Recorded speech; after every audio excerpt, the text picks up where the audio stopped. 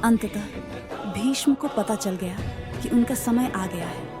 इसे जानकर वह एक गहरी सांस लिया और स्वयं ही अपने पराश्रित होने की अनुमति दी। हालांकि वह कुरुक्षेत्र की लड़ाई, महाभारत का महायुद्ध, अपने 10वें दिन में थी जब महाकाव्य के सबसे महत्वपूर्ण क्षणों में से एक घटित हुआ।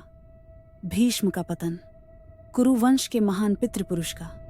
भीष्म राजा शंतनु और नदी देवी गंगा के पुत्र अपने समय के सबसे महान योद्धाओं में से एक थे।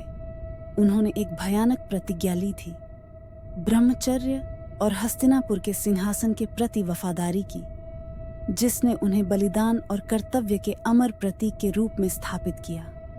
हालांकि कौरवों के प्रति उनकी वफादारी, विशेष रूप से दुर्योधन के प्रति, ने उन्हें धर्म के विपरीत तरफ खड़ा कर दिया, जिसके कारण वे युद्ध के मैदान में पांडवों के सामने आने के लिए मजबूर हुए। 9 दिनों के लिए भीष्म ने कौरव सेना का नेतृत्व असाधारण कौशल और वीरता के साथ किया। वे लगभग अजेय थे, हजारों योद्धाओं का वध करते हुए और पांडव सेना के लिए विनाश लाते हुए। उनकी उम्र के बावजूद उनकी ताकत और हथियारों की महारत ने उन्हें लगभग अजेय बना दिया। हालांकि भीष्म की एक कमजोरी थी, उनका धर्म के लिए सम्मान, जिसने उन्हें कुछ नियमों के अनुसार लड़ने के लिए बाध्य किया। उन्होंने वचन दिया था कि वे किसी महिला के विरुद्ध हथियार नहीं उठाएंगे या किसी ऐसे व्यक्ति के विरुद्ध जिसने एक महिला के रूप में जन्म लिया था। पांडवों के 10वें दिन जब उन्होंने अपने सैनिकों का हरण देखा और समझा कि भीष्म को पारंपरिक तरीके से हराया नहीं जा सकता, तो उन्होंने कृष्ण की सलाह की प्राप्ति की। कृष्ण पांडवों के दिव्य जुनून और अर्जुन के गाधी के सारथी जानते थे कि भीष्म को एक स्त्री के रूप में जन्म लेने वाले योद्धा ही हरा सकते थे। तभी उन्होंने पांडवों को शिखंडी को भीष्म के सामने भेजने की सलाह दी। शिखंडी, जिसने पिछले जन्म में भीष्म से कुछ हद तक हैरान किया था, पिछले जन्म की आपदा से पूरा करने के लिए पुनर्जन्म लेकर गई। कृष्ण के योजना के बाद भीष्म के प्रिय शिष्य अर्जुन ने शिखंडी को कवच की दार में रखा।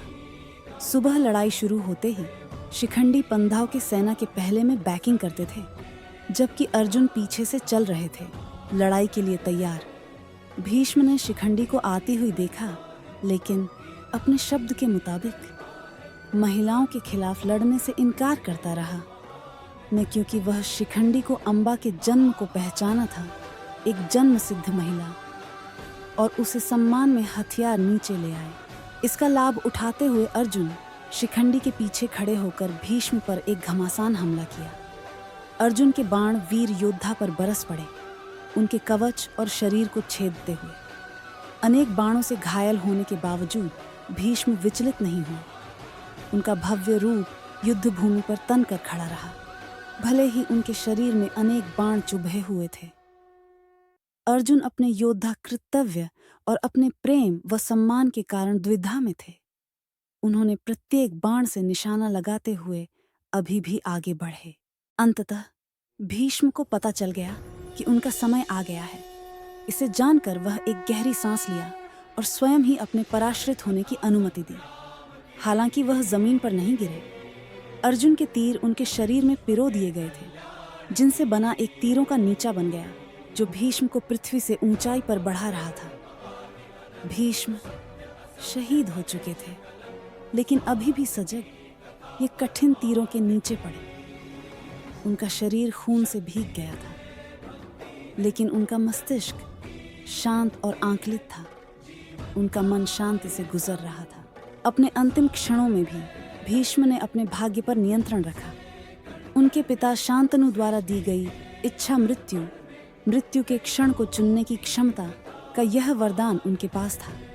भीष्म ने तुरंत मरने के बजाय उत्तरायण का इंतजार करना चुना, जब सूरज उत्तरी गोलार्ध में जाता है, जो एक शुभ समय माना जाता है।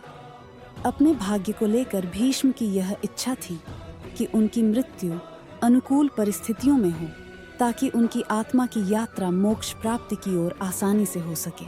वह उसके तीरों के बिस्तर पर लेटा हुआ था। पांडवों और कौरवों दोनों के बीच भीष्म ने युधिष्ठिर को अपनी अंतिम शिक्षाएं दी। जो पांडवों के सबसे बड़े थे। उसकी बुद्धिमौत के सामने भी प्रजासत्ताक थी और उसका गिरना युद्ध का मोड़ था। भीष्म की अंतिम लड़ाई उनकी दृढ़ता का प्रमाण है, धर्म के प्रति उनकी अटल प्रतिबद्धता, यहाँ तक कि उनकी हार के लिए भी। उनका पतन सिर्फ एक योद्धा का पतन नहीं था, बल्कि वीरता, बलिदान और कर्तव्य के एक युग का पतन था। उनकी मृत्यु कौरवों के अंत की शुरुआत थी और धर्म की जीत का मार्ग प्रशस्त करती थी।